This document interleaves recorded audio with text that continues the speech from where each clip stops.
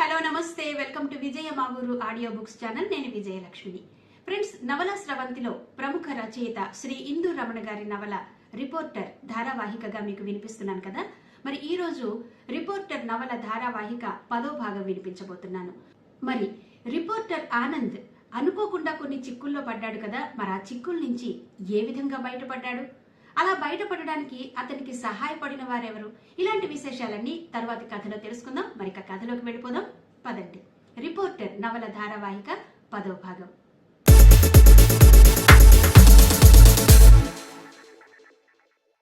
గోపాలపట్నం నుండి ఇద్దరూ నేరుగా ఇంటి ముఖం పట్టారు. నేనిది ఊహించలేదన్నయ్యా, ఆనందంగా అంది మాధవి. ముందే నాకు నువ్వు చెప్పి ఉంటే గొడవ ఇంతవరకు వచ్చి ఉండేది కాదు, బైక్ నడుపుతూనే అన్నాడు ఆనంద్. అన్యాయంగా సస్పెండ్ చేస్తారనుకోలేదన్నయ్యా, అంది మాధవి. సరి రేపటి నుంచి సంతోషంగా కాలేజీకి వెళ్ళు. ఈ రోజంతా ఇంట్లో బర్త్డే మూడ్లో ఉంటాంగా, మా ఫ్రెండ్స్ వస్తున్నారు, ఆనందంగా చెప్పాడు ఆనంద్. పాపం, చనిపోయిన చెల్లెలు ఎంతటి దురదృష్టవంతురాలో కదా. నీలాంటి అన్నని, అలాంటి తల్లిదండ్రుల ప్రేమని పొందలేకపోయింది, బాధగా అంది మాధవి. నువ్వు కూడా మా చెల్లెలనే కదా మాధవి, మాకు నిన్ను చూపించాడుగా ఆ బాబా, అన్నాడు ఆనంద్. ఆనంద్ అలా అనేసరికి మాధవి ఆనందంతో మురిసిపోయింది. తన అన్న ఉన్నా ఇంతలా తనని ప్రేమించి ఉండడేమో, తన బాగోగులు పట్టించుకోడేమో. నిజమే, ఆనంద్ అన్నగా దొరకడం తన అదృష్టం. మనసులోనే పట్టరాని సంతోషంతో పొంగిపోయింది మాధవి. గోశాల దగ్గర నుండి ప్రియా గార్డెన్స్లోకి బైక్ మలుపు తిరిగేసరికి ఏదో పని మీద బయటకొస్తున్న చంద్రశేఖర్ రోడ్డు మీద ఎదురయ్యాడు. ఏరా, ఇంత ఆలస్యమైందే, వెళ్ళండి, మమ్మీ ఒక్కరితే ఇంట్లో పనులతో సతమతమవుతోంది, అన్నాడు చంద్రశేఖర్. హాయ్ డాడీ, ఎక్కడికి వెళ్తున్నారు, నవ్వుతూ చంద్రశేఖర్ని పలకరించింది మాధవి. సాయంత్రానికి కావలసినవి కొన్ని మర్చిపోయానమ్మా, అవి పట్టుకొస్తాను, మీరింటి దగ్గరకు పదండి, అంటూ బడిబడిగా నడుస్తూ బంగారమ్మ గుడి రోడ్డులోకి మలుపు తిరిగాడు చంద్రశేఖర్. సాయంత్రం బర్త్డే పార్టీ చాలా గ్రాండ్గా చేస్తున్నాడు డాడీ, నవ్వుతూ అన్నాడు ఆనంద్. మాధవి నవ్వుతూ ఆనంద్ కళ్ళలోకి చూసి కృతజ్ఞతగా తలదించుకుంది. సరిగ్గా అదే సమయంలో ఆనంద్ బైక్ని ఫాలో అయ్యి వస్తున్న వ్యక్తి ప్రియా గార్డెన్స్లోకి మలుపు తిరగగానే వీధి చివర ఆగిపోయాడు. తనని ఎవరూ గమనించలేదని నిర్ధారించుకుని వెనక్కి తిరిగాడు తన బైక్తో. సాయంత్రం బర్త్డే పార్టీ గ్రాండ్గా జరిగింది. మాధవి చేత కేక్ కట్ చేయించి అందరికీ పంచిపెట్టాడు ఆనంద్. మిత్రులందరూ వచ్చారు. రిటైర్డ్ ఎస్పీ పరశురాం, రాజేశ్వరమ్మ, మానసిని వెంట పెట్టుకుని వచ్చారు. చంటితో పాటు నరహరి, సురేష్, మిత్ర బృందాలతో పాటు విద్యార్థులంతా హాజరయ్యారు. ప్రొఫెసర్ సరళ మేడం, బ్రహ్మానందం కూడా రావడంతో ఆనందపడ్డాడు. సాయంత్రం పత్రిక పనిలో బిజీగా ఉందని editor Sarveswararao, bureau chief Sriram రాలేకపోయారు. మధ్యాహ్నమే ఫోన్ చేసి సాయంత్రం బర్త్డే పార్టీకి వస్తామని చెప్పిన రఘురామయ్య దంపతులు ఎందుచేతో రాలేదు. బర్త్డే కార్యక్రమం ముగిశాక అందరికీ భోజనాలు కూడా ఏర్పాటు చేశారు చంద్రశేఖర్ దంపతులు. అందరూ నవ్వుతూ తుళ్ళుతూ పార్టీలో చాలా సంతోషంగా గడిపారు. ప్రియాంక, మానస ఒకరికొకరు బద్ధ శత్రువుల్లా ఎడమొహం పెడమొహంగా తిరిగారు. మాంసాహారం తినేవాళ్ళకి మాంసాహారం, కూరగాయలు తినేవారికి కూరగాయల భోజనం విడివిడిగా ఏర్పాటు చేశారు చంద్రశేఖర్ దంపతులు. ఆనంద్ మిత్రులందరూ మాంసాహారం మీద ఎగబడ్డారు. చంటి మాత్రం దిక్కులు చూస్తూ కూరగాయల భోజనం చేస్తున్నాడు. ఆనంద్ చంటి దగ్గరకు వచ్చాడు. ఏరా, భయపడుతున్నావా, నెమ్మదిగా అడిగాడు ఆనంద్. ఎవరైనా చూస్తే బాగుండదురా, పోనీ నువ్వు నీకని ఓ ప్లేట్లో మస్తుగా మటన్, చికెన్ ముక్కలు వేసుకురా, నేను లోపల నీ గదిలోకి వెళ్ళి తింటాను, ఆనంద్ కేసి రిక్వెస్ట్గా చూస్తూ అడిగాడు చంటి. చంటికేసి జాలిగా చూసి పాపం అనుకుంటూ తన కోసమని ఒక ప్లేట్లో ఎక్కువ మాంసాహారమే వేసుకుని మేడ దిగి తన గదిలోకి వెళ్ళాడు ఆనంద్. చంటి కూడా ఎవరు చూడకుండా ఆనంద్ గదిలోకి చొరబడి ఆనంద్ తెచ్చిచ్చిన పళ్ళెం మీద ఎగబడ్డాడు. మేడ మీద భోజనాల హడావిడిలో అందరూ ఉన్నారు. ఒరేయ్ చంటి, నీ భోజనం ముగించుకుని వెంటనే మేడ మీదకురా, నేను వెళ్తున్నాను, అంటూ ఆనంద్ మేడ మీదకు వెళ్ళాడు. అందరూ కబుర్లు చెప్పుకుంటూ భోజనాలు చేస్తున్నారు. బఫే డిన్నర్ కావడం వలన గుంపులు గుంపులుగా నిలబడి పిచ్చాపాటి మాట్లాడుకుంటూ భోజనం చేస్తున్నారు. కేక్ కట్ చేయడం కోసం ఏర్పాటు చేసిన డయాస్ మీదకు వెళ్ళి నిలబడ్డాడు ఆనంద్. ఆనంద్ అలా ఒక్కడే భోజనం చేయకుండా డయాస్ మీదకు ఎక్కి నిలబడేసరికి అప్రయత్నంగానే మానస, ప్రియాంక తలలు తిప్పి చూశారు. వారితో పాటు మిగతా వాళ్ళు కూడా ఆనంద్ మీద దృష్టి సారించారు. మై డియర్ ఫ్రెండ్స్, ఈరోజు జరిగిన మా చెల్లెలి బర్త్డే పార్టీకి పిలవగానే వచ్చిన మీ అందరికీ మా ధన్యవాదాలు. ఈరోజు ఇంత గ్రాండ్గా పార్టీ ఏర్పాటు చేయడానికి ఇంకో ముఖ్య కారణం కూడా ఉంది. నేను ఈ పీజీ పూర్తి కాగానే కోస్తా ఆంధ్ర స్థాయిలో ప్రాంతీయ దినపత్రిక పెట్టాలని ఆలోచిస్తున్నాను. ఆ విషయం మా డాడీతో చర్చించాక ఈరోజు బర్త్డే పార్టీలో మీ అందరితో నా ఆశ, ఆలోచన పంచుకోవాలనుకున్నాను. మీ అందరూ సహకరిస్తే మనందరం ఒక సంఘంగా ఏర్పడి ఆ సొసైటీ ఆధ్వర్యంలో దినపత్రిక నడపాలన్నది నా కోరిక. మీ అందరూ నాతో పనిచేయడానికి సిద్ధమైతే అందరం తలో 50,000 పెడితే సరిపోతుంది. పెద్దగా పెట్టుబడి అవసరం లేదు, మన తెలివే పెట్టుబడి అంటూ ఆగాడు ఆనంద్. అందరూ ఆనంద్ కేసి ఉత్సాహంగా చూస్తూ నిలబడ్డారు. వ్యాపారం చేయడానికి దినపత్రికనే ఎందుకు ఎన్నుకున్నానంటే ఇందులో ప్రజలతో మమేకం కావచ్చు, 10 మంది మేలు కోసం పాటుపడవచ్చు, మనం బ్రతకడానికి తగ్గ ఆదాయం కూడా సంపాదించవచ్చు. ప్రజలకు సేవ చేస్తూ వారి సమస్యలకు సంస్కర్తలుగా నిలబడుతూనే మనం మన జీవితాన్ని సాగించవచ్చన్నది నా అభిప్రాయం. ఏమంటారు? అడిగాడు ఆనంద్. పెట్టుబడి పెట్టగలం, కానీ పత్రికలో పనిచేయడానికి మాకేం తెలుసు? కొంతమంది గొంతెత్తి అన్నారు. పెట్టుబడి పెట్టండి, మీ పెట్టుబడిని షేర్ ధనంగా వినియోగించుకుంటాం. ప్రతి సంవత్సరం లాభాల్లో నుండి డివిడెంట్ రూపంలో పంచగలం. నాతో కలిసి పనిచేయడానికి కొద్దిమంది చాలు. పనిచేసే వాళ్ళకి పద్ధతి ప్రకారం వారి బాధ్యతను బట్టి జీతాలిస్తాం. పెట్టిన పెట్టుబడికి డివిడెంట్ కూడా వస్తుంది చెప్పాడు ఆనంద్. ఇలా అయితే మా అందరికీ ఓకే, బాధ్యతంతా నీది. ఈ సొసైటీలో మేమందరం సభ్యులుగా చేరడానికి రెడీ. భోజనం చేస్తున్న వాళ్ళంతా ఆనందంగా జేజేలు కొట్టారు. యూనివర్సిటీలో ఇంకో నెల రోజుల్లో మన చదువు పూర్తవుతుంది. ఈలోగా పత్రిక కోసం ఓ బిల్డింగ్ అద్దెకు తీసుకోవాలి. ప్రెస్ కోసం భయపడక్కర్లేదు, బయట బోల్డ్ అన్ని ప్రెస్లున్నాయి. ఎక్కడైనా మన దినపత్రికని ప్రింట్ చేసుకోవచ్చు. మిగతా ఏర్పాట్లన్నీ నేను చూసుకుంటాను. మీలో పత్రికా రంగంలో పని చేయాలనుకునే వారు ముందుకొస్తే పని అందరం పంచుకుందాం చెప్పాడు ఆనంద్. అలాగే, వస్తాం, కలుస్తాం అంటూ నరహరి, సురేష్ మిత్ర బృందాలు చెయ్యెత్తి తమ అంగీకారాన్ని తెలియచేశారు. ఆనంద్ ఆశయం ఇంత తొందరగా కార్యరూపం దాల్చబోతోందనేసరికి చంద్రశేఖర్ ఆనందంతో పొంగిపోయాడు. పద్మావతికి మాత్రం కొడుకు పత్రిక పెడతాననడం సుతరాము నచ్చలేదు. ఏదో గవర్నమెంట్ ఉద్యోగం చేసుకుని పెళ్లి చేసుకుని దర్జాగా ఎక్కడో హాయిగా ఉంటే మంచిదని ఆమె అభిప్రాయం. అయితే ఆనంద్కి ఆశయం ముఖ్యం. తను బ్రతుకుతూ 10 మందికి బ్రతుకు చూపించాలన్నది అతని ఆశయం. ఎక్కడో ఉద్యోగం చేసుకుని తను, తన పెళ్ళాం, పిల్లలు, తన కుటుంబం అంటూ స్వార్థంతో జీవించడం సుతరాము ఇష్టం లేదు. పత్రిక వలన ప్రజల్లో చైతన్యం తీసుకురావచ్చు, 10 మందికి మేలు చేయవచ్చు, సమాజాన్ని సంస్కరించవచ్చు. పైపెచ్చు ఎంతో మందికి పత్రిక ద్వారా ఉపాధి కలిగించవచ్చన్నది ఆనంద్ ఆశ. వ్యక్తిత్వాన్ని అమ్ముకుని బ్రతకడం ఇష్టం లేదు ఆనంద్కి. పత్రికకు ఏం పేరు పెడదాం? భోజనం చేస్తూనే అడిగారు కొందరు. ఈలోగా చంటి మేడ మీదకొచ్చాడు. ఎమ్మెల్యే కొడుకు నరహరి దగ్గరకొచ్చి నిలబడ్డాడు చంటి. ఏరా, గొర్రెని కోన్ని తినేసొచ్చావా? నెమ్మదిగా చంటి చెవి దగ్గర అన్నాడు నరహరి. ఒరే బాబాబు, గోల చెయ్యకురా, నా పరువు పోతుంది. నరహరి నోరు మూస్తూ, ఆనంద్ ఏదో చెప్తున్నాడు, వినండి ప్రెసిడెంట్ గారు అన్నాడు చంటి. నరహరి కాలేజీ యూనియన్ ప్రెసిడెంట్గా ఏకగ్రీవంగా ఎన్నికైన ఎవరూ నరహరిని ప్రెసిడెంట్గా సంబోధించి పిలవడం లేదు. చంటి అలా అనేసరికి సంబరపడిపోయాడు నరహరి. నేను ఢిల్లీకి 3 పేర్లు పంపించాను. అందులో మనం సాయంకాలం దినపత్రిక పేరు మొదటిది. ఇంకో 2 కూడా పంపించాను. చూద్దాం ఏ పేరు మనకొస్తుందో అన్నాడు ఆనంద్. మనం బాగుంది, మనం, మన సొసైటీ చాలా బాగుంది అందరూ ఆనందంగా అరిచారు. ప్రియాంక అంతా వింటూ మౌనంగా భోజనం చేస్తూ నిలబడింది. చంద్రశేఖర్, పద్మావతి ఏర్పాట్లలో హడావిడిగా ఉన్నారు. యూనివర్సిటీలో పరీక్షలకు దగ్గర పడడంతో విద్యార్థులంతా క్లాసులకు మిస్ అవ్వకుండా హాజరవుతున్నారు. ఆనంద్ కూడా వార్తల మీద దృష్టి తగ్గించి చదువు మీద దృష్టి పెట్టాడు. ఆ రోజు క్లాసులు అయిపోయాయి. ఆనంద్, చంటి మాట్లాడుకుంటూ బయటకొచ్చారు. ప్రియాంక క్లాస్ అయిపోగానే వడివడిగా నడుచుకుంటూ వెళ్ళిపోతోంది. హాయ్ ప్రియాంక, ఆగు అంటూ అరుస్తూ పరుగున ప్రియాంక దగ్గరకు వెళ్ళాడు ఆనంద్. ఆనంద్ గొంతు వినగానే టక్కున ఆగిపోయింది ప్రియాంక. ఆయాసంతో వగరుస్తూ ప్రియాంక దగ్గరకు చేరుకున్నాడు ఆనంద్. నువ్వు నన్నెందుకు తప్పించుకు తిరుగుతున్నావు? సూటిగానే అడిగాడు ఆనంద్. సమాధానం చెప్పకుండా మౌనంగా ఉండిపోయింది ప్రియాంక. ప్లీజ్ ప్రియాంక, నువ్విలా దూరంగా ఉంటే నా మనసుకేం తోచడం లేదు చిరాగ్గా అన్నాడు ఆనంద్. తల దిగ్గున ఎత్తి ఆనంద్ కళ్ళలోకి చూసింది ప్రియాంక. నాకు తోడుగా నువ్వు ఉంటేనే మునిపటిలా ఉండగలనేమో. చాలా బోర్ ఫీల్ అవుతున్నాను తెలుసా?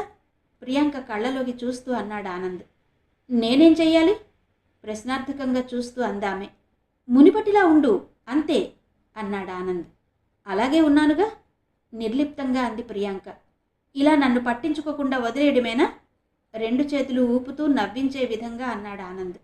అలాగే, ఏం చేద్దాం చెప్పు వ్యంగ్యంగా అంది ప్రియాంక.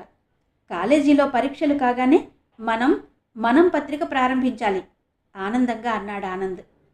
అందుకోసమేనా నేను నీ దగ్గరుండాలి, నా తోడు కావాలి? దుఃఖాన్ని అదిమి పెడుతూ అంది ప్రియాంక. అలా అని కాదు, ప్రతి పనిలోనూ నువ్వు నాకు తోడుండాలి. ఎప్పటిలా నువ్వు నాతో నా వెనక ఉంటే చాలు అన్నాడు ఆనంద్. అలాగే మహానుభావ, అలాగే గుండెల్లో బాధని నొక్కిపెట్టి అంది ప్రియాంక. అయితే పద, చిన్న పనుంది, అలా వెళ్ళొద్దాం ప్రియాంక భుజం తడుతూ అన్నాడు ఆనంద్. ఎక్కడికి? కుతూహలంగా ప్రశ్నార్థకంగా చూస్తూ అంది. ఎన్యడి కొత్త రోడ్లో 4 రోడ్ల జంక్షన్లో ఓ పెద్ద బిల్డింగ్ చూసాం, నేను చంటి. అది చూసొద్దాం రా అన్నాడు ఆనంద్. చూశారుగా, మళ్ళీ చూడ్డం దేనికి? తిక్కగా అంది ప్రియాంక. తల్లి, మేము రోజు ఇంటి నుండి యూనివర్సిటీకి వస్తూ చూస్తుంటాం. ప్రియా ఎన్క్లేవ్ చాలా పెద్ద బిల్డింగ్, బాగుంది, ప్రెస్కి అనువుగా ఉంటుంది అన్నాడు ఆనంద్. అన్నీ తెలుసుగా, ఇంకా అక్కడికెందుకు? చిరాగ్గా అంది ప్రియాంక. నీకు అర్థం కదా? అక్కడికి వెళ్ళి వాకప్ చేసి ఆ బిల్డింగ్ ఓనర్లని కలవాలి. అర్థమైందా అన్నట్టు చూస్తూ అన్నాడు ఆనంద్. సరే పద అంటూ ముందుకు నడిచింది ప్రియాంక. ఇంతలో చంటి కూడా వాళ్ళున్న దగ్గరకు చేరుకున్నాడు. ఆ వెనకే వస్తున్న మానసిని చూస్తూనే చెయ్యెత్తి దగ్గరకు రమ్మని సైగ చేశాడు ఆనంద్. మానస మౌనంగా వచ్చి నిలబడింది. నువ్వు ప్రియాంక కారులో రా మానస, నేను ప్రియాంక నా బైక్ మీద ముందు వెళ్తుంటాం. ఒరే చంటి, నువ్వు కూడా మానస కారులో ఎక్కు అన్నాడు ఆనంద్. అక్కర్లేదు, నాకు బస్ పాస్ ఉంది, నా దారిన నేను వెళ్తాలే అంటూ మానస రుసరుసలాడుతూ వెళ్ళిపోయింది. మానసకేసి చూస్తూ ప్రియాంక మనసులోనే నొచ్చుకుంది. పాపం, తను ఆనంద్తో కలిసి తిరగడం చూడలేకపోతోంది అనుకుంది. నేను కారులో వస్తాలే, మీరు వెళ్ళండి దర్జాని ఒలకబోస్తూ అన్నాడు చంటి. అప్పటికే ప్రియాంక కారు డ్రైవర్ కారుతో రెడీగా రోడ్డు మీద ఉన్నాడు. చంటి వెళ్ళి కారు ఎక్కి కూర్చున్నాడు. ఆనంద్ బైక్ మీద ప్రియాంక కూర్చుంది. ఆనంద్తో కలిసి తిరగడం అంటే ప్రియాంకకి కూడా ఇష్టమే. కానీ స్నేహం వేరు, ప్రేమ వేరు అంటూ దూరంగా ఉండే ఆనంద్ మనస్తత్వమే ప్రియాంకకి నచ్చడం లేదు. యూనివర్సిటీ ఇంజనీరింగ్ కాలేజీ నుండి మద్దిలపాలెం రోడ్డుకు చేరుకున్నారు ఆనంద్, ప్రియాంక. అప్పటికి చంటి ప్రియాంక కారులో వెళ్ళిపోయాడు. కారు బయలుదేరినప్పుడే చెప్పాడు ఆనంద్, నేరుగా ఎన్ఏడి జంక్షన్ దగ్గరకు వెళ్ళి ఎన్ఎస్టిఎల్ గేట్ దగ్గర ఉండమని.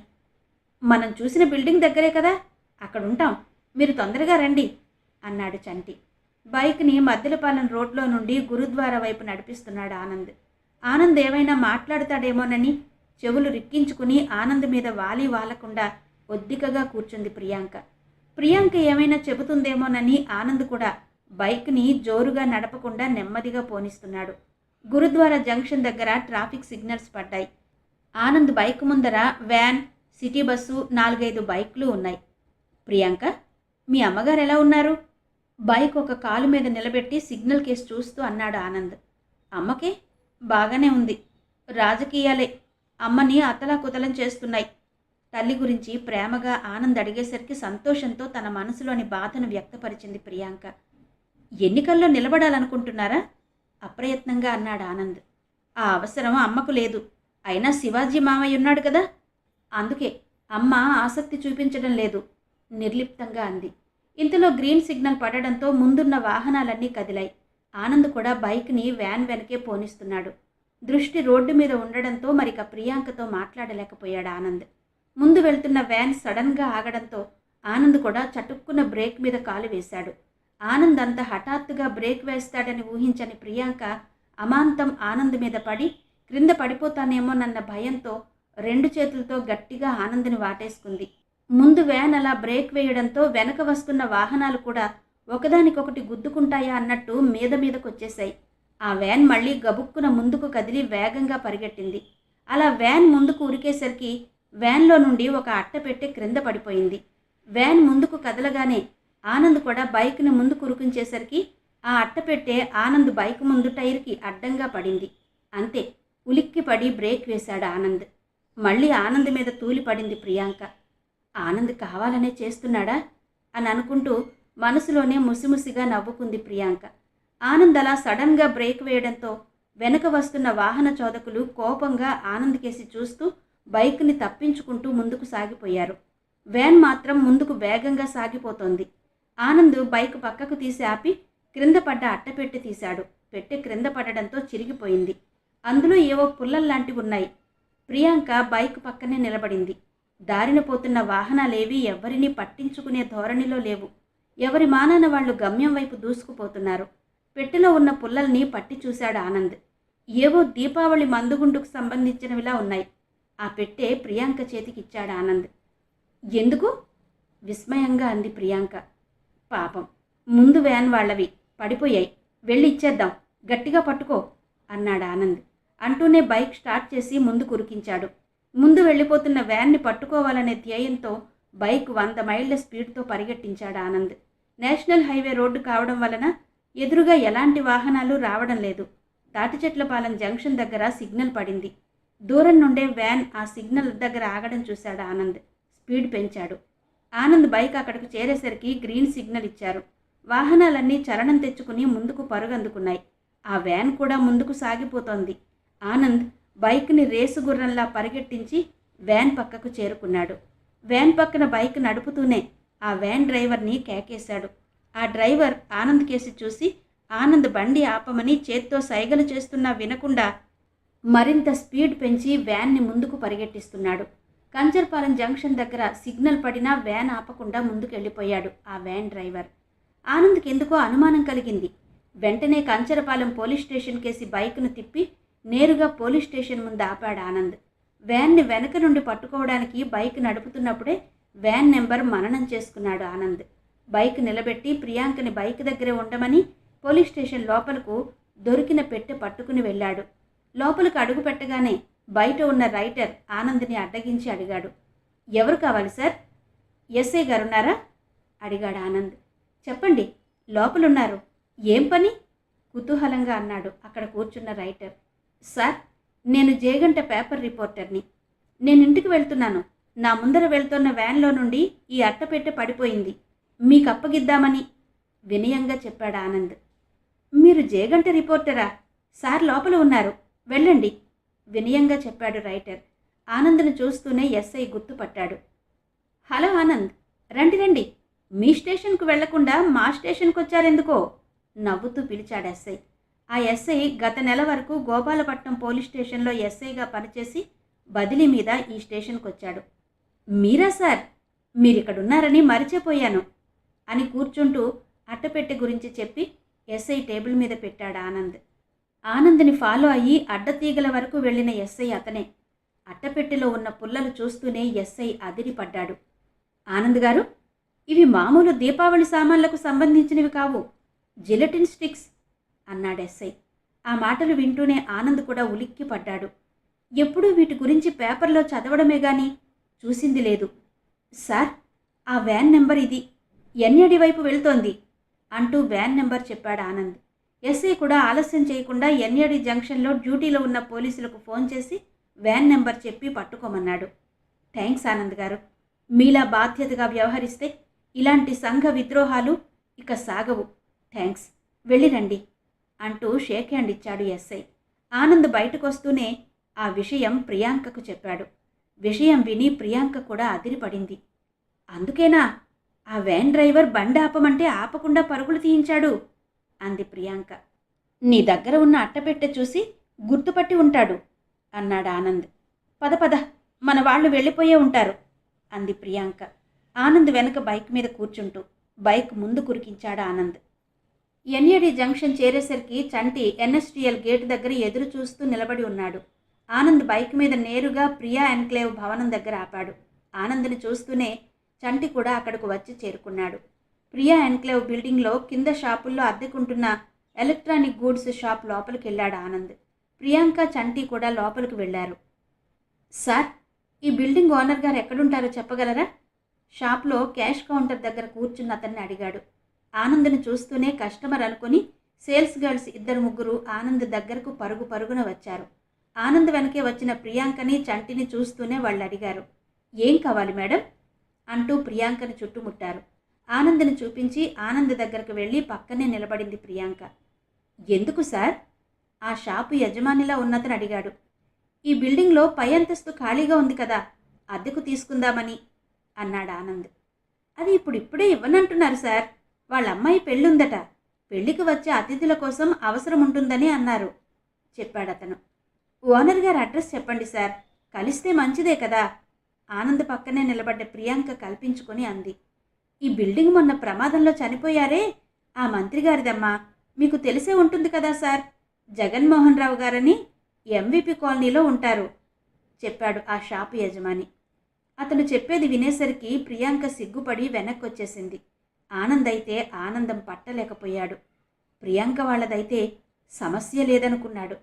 ప్రియాంక వాళ్ళ అమ్మగారితో మాట్లాడి ఒప్పిస్తుందని అనుకున్నాడు ఆనంద్. Thanks sir. మంత్రి గారిదైతే వాళ్ళ ఇల్లు మాకు తెలుసు, వెళ్ళి కనుక్కుంటాం అంటూ ఆనంద్ తిరిగి వెనక్కొచ్చేశాడు. అప్పటికే ప్రియాంక సిగ్గుపడి బయటకొచ్చేసింది. తమ భవనం గురించి తనే కనుక్కోవలసి రావడం సిగ్గనిపించింది ప్రియాంకకు. తనకు తెలిసే చెప్పలేదని ఆనంద్ వాళ్ళు అనుకుంటారేమోనని అనుకుంది. అయినా తనకు తెలిస్తే ఇంత దూరం రాదు కదా అనుకుంది మళ్ళీ. షాపువాడి దగ్గర గొప్పకి నోరు జారేయాల్సిందే. ప్రియాంక ఆ మాట విని వెనక్కి వెళ్ళిపోవడంతో ఆనంద్కి ఎందుకో ఆ విషయం షాపువాడికి చెప్పాలనిపించలేదు. లేకపోతే ఇదిగో ఈమె గారి తండ్రే ఆ మంత్రిగారు అనాలనుకున్నాడు. అలా ఆనంద్ అనేసరికి అతను అందరినీ వెర్రివాళ్లలా చూసేనేమో మనసులోనే అనుకున్నాడు ఆనంద్. ప్రియాంక, ఈ బిల్డింగ్ మీదని నీకు తెలీదా? రోడ్డు మీదకి వచ్చాక అడిగాడు ఆనంద్. తెలిస్తే ఇంత శ్రమ తీసుకుని ఇక్కడికి ఎందుకు వస్తాను? అక్కడే చెప్పేద్దును కదా అంది ప్రియాంక. ఈ బిల్డింగ్ అయితే మన పత్రికకి చాలా బాగుంటుంది. ఎలాగైనా మీ అమ్మగారిని ఒప్పించి మనకే ఇచ్చేలా చెయ్యాలి. ప్రియాంక చెయ్యి పట్టుకుని ఆనందంగా కుదిపేస్తూ అన్నాడు ఆనంద్. అంటూ ఆశ్చర్యంతో కళ్ళు తేలేసింది ప్రియాంక. ఇంతలో కారు డ్రైవర్ అక్కడికొచ్చి, మేడం వెళ్దామా అంటూ వినయంగా నిలబడ్డాడు. ఆనంద్, మరి నేను వెళ్తాను, అమ్మని నేను కనుక్కుంటాను, సరేనా అంటూ కారెక్కి కూర్చుంది ప్రియాంక. మర్చిపోకు ప్రియా, కారులో ఉన్న ప్రియాంకతో అంటూ తన బైక్ మీద కూర్చున్నాడు ఆనంద్. వస్తాను అని ప్రియాంక అనడమే తరువాయి డ్రైవర్ కారుని ఉరికించాడు. ఎక్కరా చంటి? బైక్ మీద సిద్ధంగా కూర్చుని చంటికేసి చూస్తూ అన్నాడు ఆనంద్. ప్రియాంక వాళ్ళ బిల్డింగ్ కనుక మనకి గ్యారంటీగా ఇస్తారు, సగం పని అయినట్టే ఆనంద్ భుజం మీద చరుస్తూ అన్నాడు చంటి. అంతా బాబా దైరా అంటూ బైక్ని ముందుకు కదిలించాడు ఆనంద్. యూనివర్సిటీ నుండి వస్తూనే మానస ఏడ్చుకుంటూ వెళ్ళి తన గదిలో పుస్తకాలు ఓ మూల పడేసి మంచం మీద వాలిపోయింది. బోర్లా పడుకుని ఏడుస్తోంది. ఆనంద్ మనసేంటో అర్థం కావడం లేదు.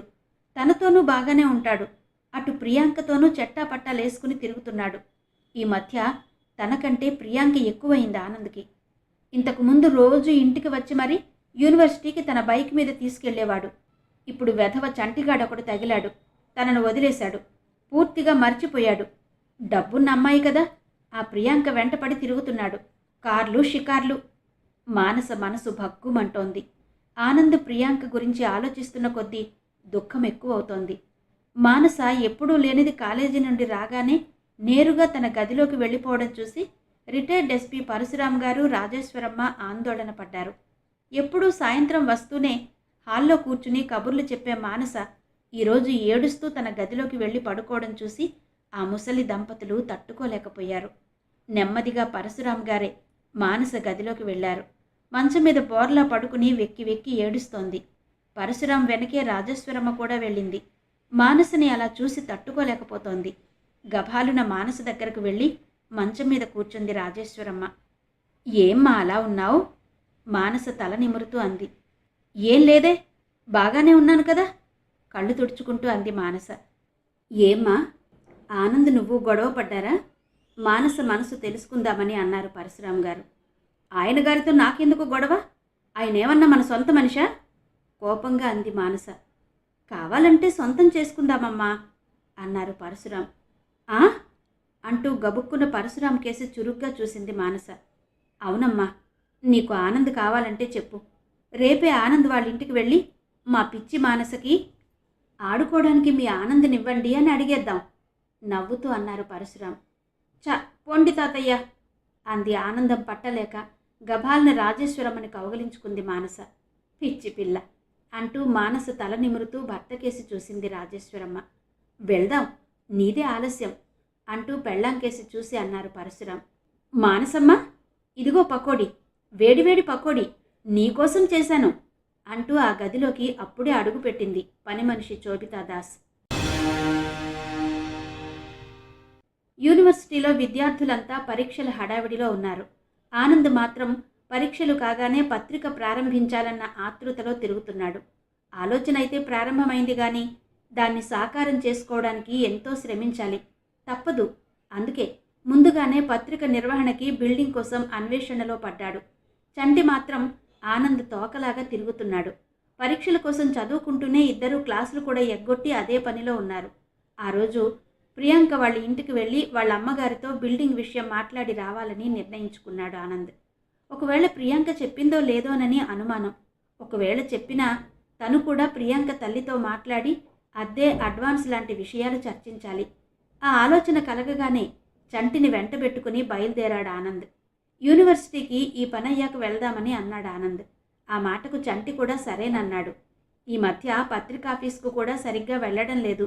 వార్తలే ఏ రోజుకు ఆ రోజు పంపించేస్తున్నాడు. స్పెషల్ వార్తల కోసం ఆలోచించడం లేదు. అంత సమయం కూడా ఉండడం లేదు. బయట గేటు దగ్గర గూర్ఖా చెప్పి లోపలకు ప్రవేశించారు ఆనంద్, చంటి. మంత్రిగారి మీద అటాక్ జరిగిన దగ్గర నుండి బయట సెక్యూరిటీ ఎక్కువయింది. రిజిస్టర్లో ఎవరు వస్తున్నారో రాసుకుని పంపిస్తున్నారు. ఆనంద్ ముగులవనపాలెంలో ఉన్న ప్రియాంక వాళ్ళ ఇంటికి చేరేసరికి ఉదయం 9 గంటలవుతోంది. హాల్లో సోఫాలో కూర్చుని పేపర్ చదువుతోంది ప్రియాంక తల్లి. వేరే ఎవరూ లేరు. హాల్లోకి అడుగు పెడుతూనే ఆమెను ఒంటరిగా చూసి మంచి సమయానికే వచ్చాం అనుకున్నాడు ఆనంద్. రండి రండి, విలేకరులు ఊరికే రారు నవ్వుతూ ఆహ్వానించింది ప్రియాంక తల్లి. ఇంతలో ఎక్కడి నుండి వచ్చాడో ప్రియాంక మేనమామ శివాజీ అక్కడికొచ్చాడు. నమస్తే ఆనంద్ గారు, ఇలా వచ్చారు, ఏంటి విశేషం నవ్వుతూ పలకరించాడు. ప్రియాంక సంశయంగా అడిగాడు గాని ఈసరికి యూనివర్సిటీకి వెళ్ళిపోయి ఉంటుందని గ్రహించాడు ఆనంద్. అదేంటి, యూనివర్సిటీకి వెళ్ళిందే? ఈరోజు మీకు క్లాసులు లేవా ఆశ్చర్యంగా అడిగింది ప్రియాంక తల్లి. లేదాంటీ, యూనివర్సిటీ ఉంది, సెలవు లేదు, కానీ మేమే మీతో పనుందని ఎగ్గొట్టాం అన్నాడు ఆనంద్.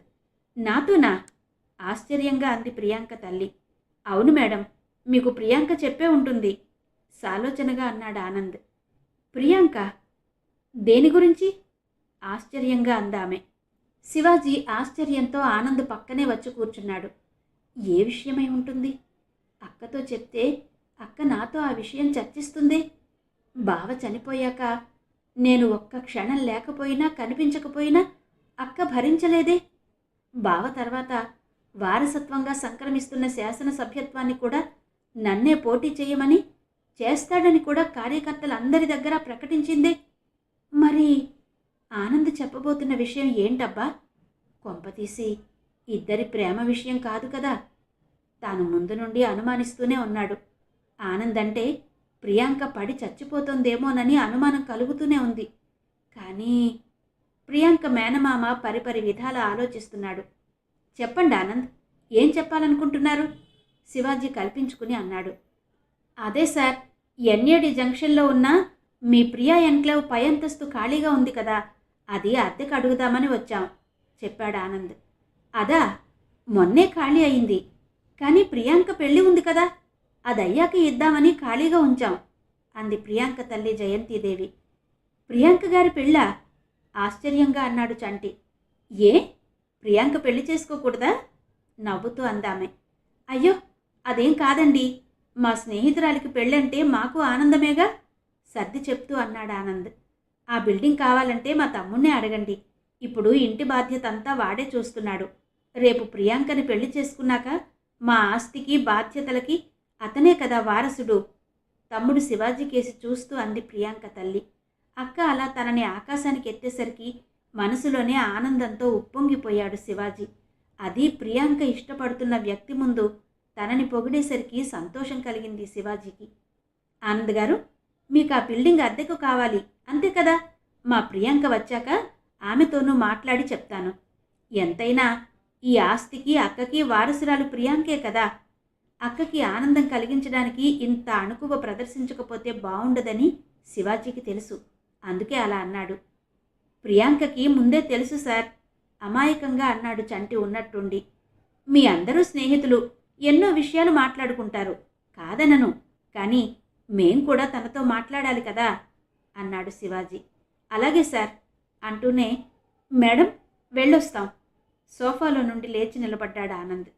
ఇంతకీ ఆ బిల్డింగ్ మీకెందుకు ఆనంద్ గారు? కుతూహలంగా అడిగాడు శివాజీ. ప్రియాంక చెప్తోంది కదరా, ఏదో పేపర్ పెడతారట ఆనంద్ గారు, నవ్వుతూ అంది ప్రియాంక తల్లి. అంతా తెలిసే ఎంత గమ్మత్తుగా మాట్లాడింది ఈవిడ. పక్కా రాజకీయ నాయకురాల్లా ఏం తెలియనట్టే నటించింది.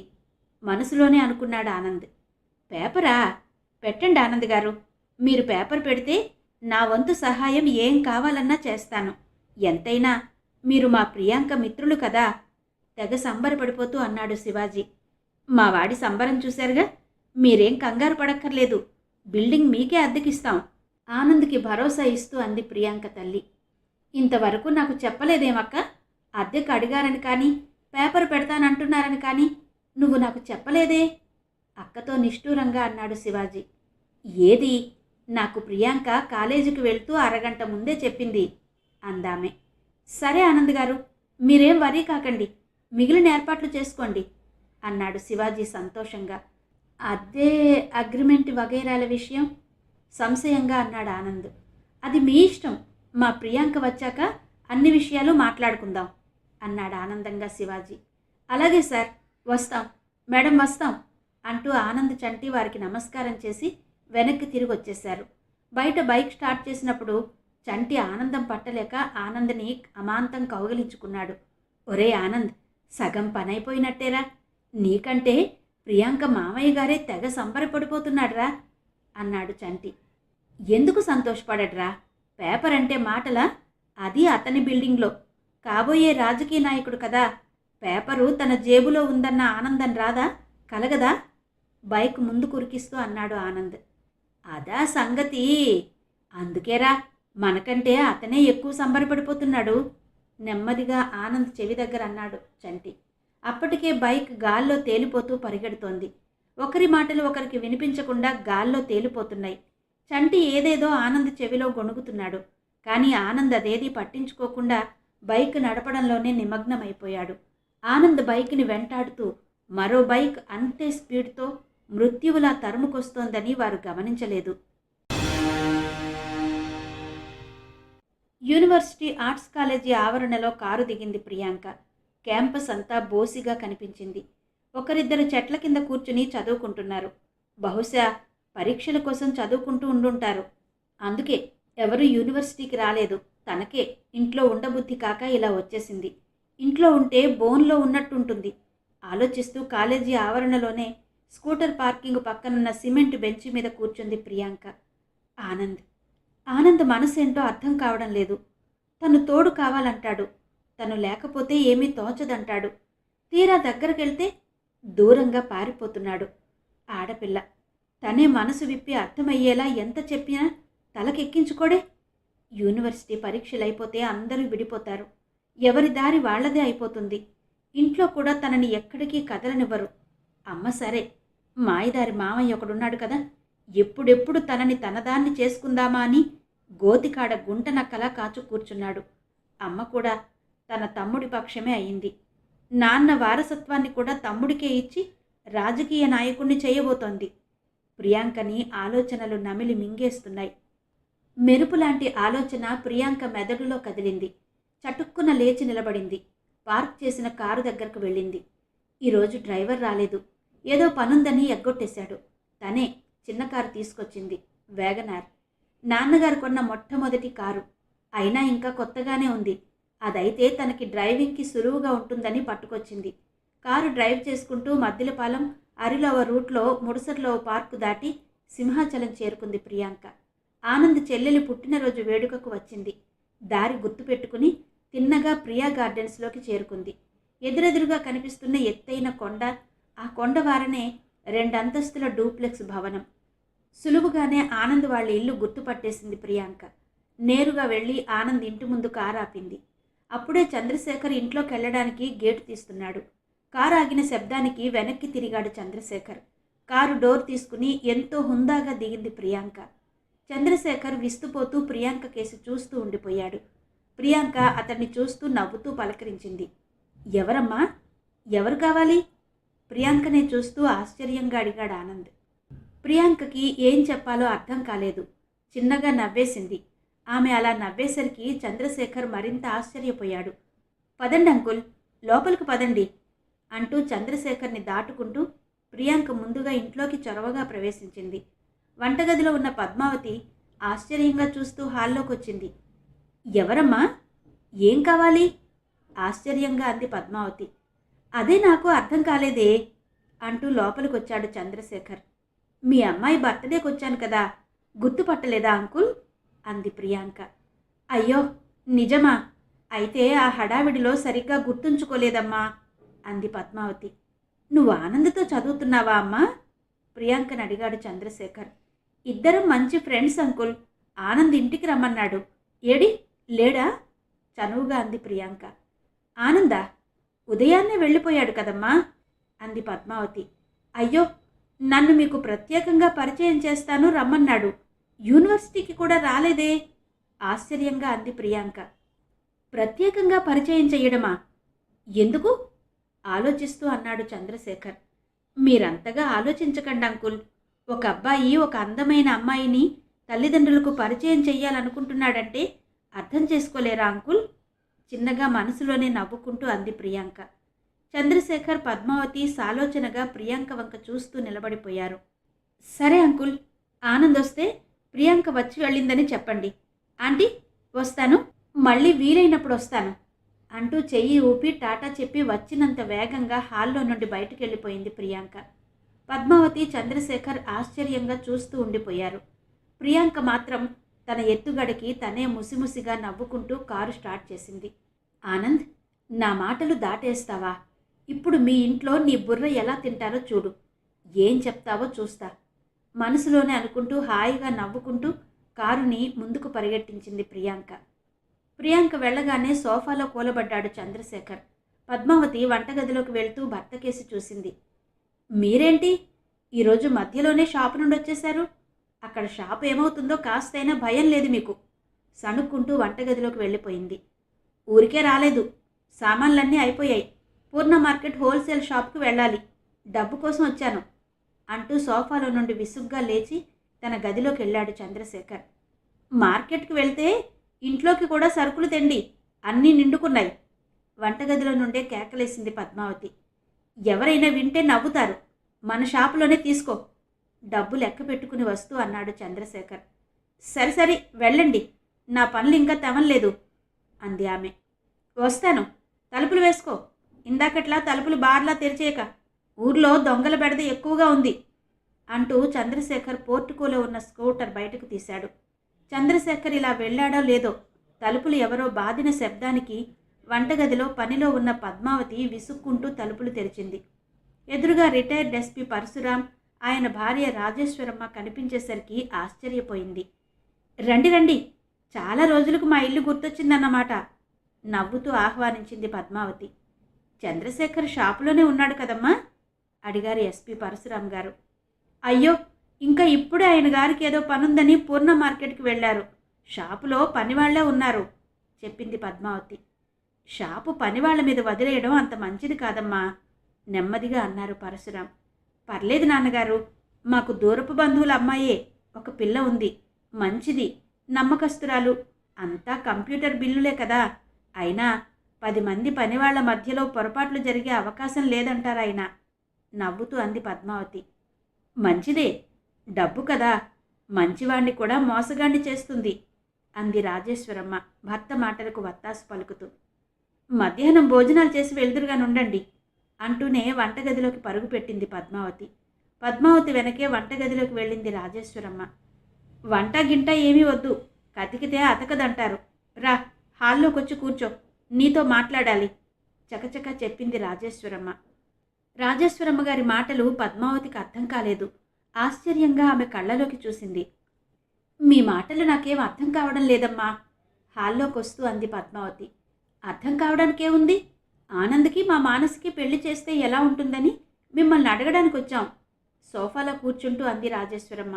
పద్మావతికి ఒక్క క్షణం మౌనంగా ఉండిపోయింది. పద్మావతి అలా ఉలుకు పలుకు లేకుండా కూర్చోవడం చూసి పరశురాంకు రాజేశ్వరమ్మకు ఒకేసారి మనసు చివుక్కుమంది. కొంపతీసి పద్మావతికి ఈ సంబంధం ఇష్టం లేదేమో అనుకున్నారు. తల్లి తండ్రి లేని పిల్ల కదా, అచ్చటా ముచ్చటా ఎవరు చూస్తారని ఆలోచిస్తోందా? పద్మ, ఏమమ్మా అలా ఉన్నావు? నీకు నచ్చకపోతే పోనీలే, ఏదో మాకు మనసులో తోచింది కదా, ఇద్దరికీ ఈడు జోడు బాగుంటుందని ఆశతో అనేశాం, దీనంగా అంది రాజేశ్వరమ్మ. అయ్యో, అందుకు కాదండి, ఎన్నాళ్ల నుండో నేను అదే ఆలోచిస్తున్నాను. ముక్కు మొహం తెలియని పిల్లని తెచ్చుకుని ఎన్ని తంటాలు పడాలో అని భయపడుతూ ఉండేదాన్ని. మీరు మానస పేరు చెప్పేసరికి ఆనందంతో నా గొంతు మోగబోయిందంటే నమ్మండి. కానీ మిమ్మల్ని నేను అమ్మ అని పిలుస్తున్నానే, వరస కుదురుతుందా అని ఆలోచిస్తున్నాను అంది పద్మావతి. అమ్మయ్య, నువ్వెక్కడ నో అనేస్తావేమోనని హడలి చచ్చిపోయాను. మా మానస చాలా అదృష్టవంతురాలు, మంచి అత్తమామలు దొరుకుతున్నారు. వరసంటారా, నా మనసు ఉండబట్టలేక నీలో మా అమ్మాయిని చూసుకుని సంతృప్తి పడ్డాను.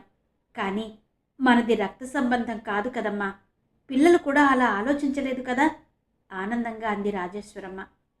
ఈ విషయం ఆయన గారితో ఒకసారి చెప్పేస్తే బాగుండును అంది పద్మావతి. నేను మాట్లాడతానమ్మా, చంద్రం కూడా కాదనడు. ఎందుకంటే తెలిసిన అమ్మాయి అయితే 4 తిట్టినా తుమ్మినా పడుంటుంది. మానసకి ఆనంద్కి పెళ్ళైపోయినంత సంబరంగా అన్నారు పరశురాం గారు. ఆనంద్ సంగతి సంశయంగా అంది రాజేశ్వరమ్మ. మావాడా, వాడికి మేమేది చెప్తే అదే వేదమమ్మా. అయినా వాడికి ప్రేమలు గీమలంటే చెడ్డ చిరాకు, మానసంటే వాడికి ఇష్టమేగా అంది పద్మావతి. ఏమోనమ్మా, మానస నీ కోడలు, మా అల్లుణ్ణి నీ కొడుకుని ఒప్పించే బాధ్యత నీదే అంది రాజేశ్వరమ్మ. తెలిసిన పిల్ల పెళ్ళాంగా అనుకోగల అమ్మాయి కోడలుగా వస్తుంటే ఎవరు కాదంటారండి? ఆయనే కాదు, ఆనంద్ కూడా ఒప్పుకుంటాడు, సరేనా? నవ్వుతూ అంది పద్మావతి. చాలా సంతోషం తల్లి, మా మనసులో ఆలోచన నీతో చెప్పుకుందామని వచ్చాం. నీ మనసులోనూ మంచి ఆలోచనే ఉంది, అంతా బాబా దయ. బాబా ఫోటో కేసి చూస్తూ నమస్కరిస్తూ అంది రాజేశ్వరమ్మ. వస్తామమ్మా, చందుకి చెప్పు. ఆ తర్వాత చందు ఏమన్నాడో వెంటనే ఫోన్ చెయ్యమ్మా. ఈ ముసలి ప్రాణాలు ఎక్కువ ఆందోళన ఆతృతని తట్టుకోలేవు. విషయం శుభమని తెలిస్తే హాయిగా నిద్రపోతాం బయలుదేరుతూ అన్నారు పరశురాం గారు. అలాగే నాన్నగారు, మీరేం వర్రీ కాకండి. మానస పెళ్లి బాధ్యత నాది. ఆనంద్ మీ అబ్బాయే అనుకోండి. మీ కన్న కూతుర్నైతే ఇంత ఇదిగా ప్రాధేయపడతారా? ముసలి వాళ్ళిద్దరినీ సముదాయించి భరోసా ఇస్తూ అంది పద్మావతి. సంతోషం తల్లి, వస్తాం, ఆనంద్తో కూడా చెప్పమ్మా అంటూ భార్యాభర్తలిద్దరూ ఇంట్లో నుండి బయటకొచ్చారు. అడుగులో అడుగు వేసుకుంటూ నెమ్మదిగా నడుచుకుంటూ వీధిలోకెళ్లారు. విన్నారు కదండి, ప్రముఖ రచయిత శ్రీ ఇందూ రమణ గారి నవల ధారావాహికగా మీకు వినిపిస్తున్నాను కదా. మరి రిపోర్టర్ నవల ధారావాహిక 10వ భాగం ఈరోజు విన్నారు. తర్వాతి కథ మిగిలిన భాగాల్లో వినిపిస్తాను. అంతవరకు సెలవు, నమస్తే.